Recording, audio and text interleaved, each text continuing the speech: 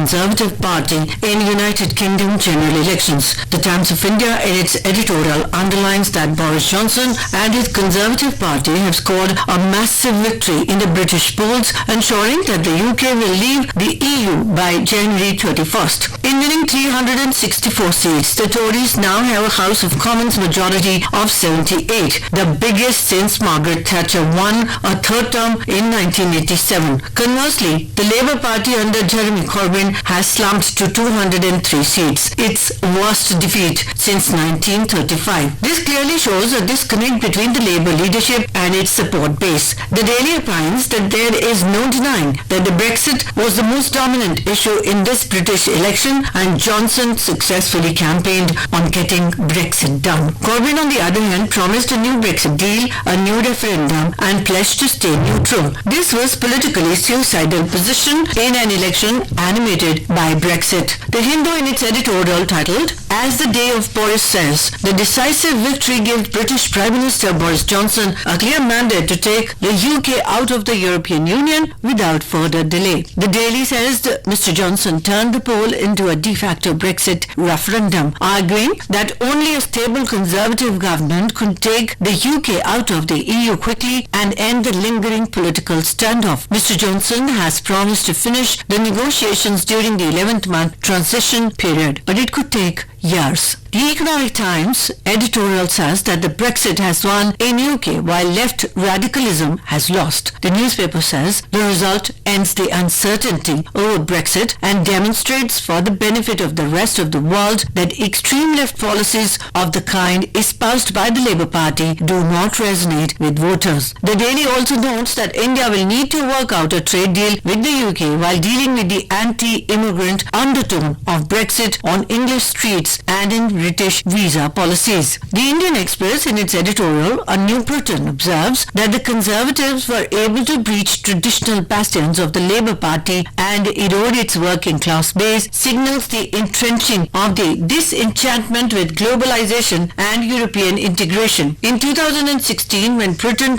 chose to exit the EU after a referendum, it marked the beginning of the West's retreat from the global order it had set up and the liberal values that shored it up. The Daily says the verdict also raises more fundamental and complex concerns on the relationship between democracy, liberal values and populism. PM Johnson must now rise to the most arduous task of steering Britain through life after Brexit. This will involve negotiating new trading arrangements with the EU, the UK's largest trading partner, along with rejoining the WTO and unveiling a new strategy for the country's economic growth. Another problem that will confront the new government comes from within the UK. The anti-Brexit Scottish National Party has won 48 of the 59 seats in Scotland, and it could push for another referendum on Scottish independence. As new border mechanisms come into play between the UK and Ireland after Brexit, Johnson must pay heed to Irish concerns. The Daily also opines that as Britain leaves Europe, India may need to boldly reimagine the bilateral relationship. Delhi needs to seize the opportunities for trade with Britain. As Tories revive the British interest in the Commonwealth, India has an opportunity to restructure its organization. Britain will now likely try and recover a global role for itself and reclaim its maritime orientation on this front. There will be much Delhi could do with London. Hindustan Times in its editorial says, if you think the rampant spread of misinformation is a problem, things are about to get much worse. Deepfake combines deep learning and fake.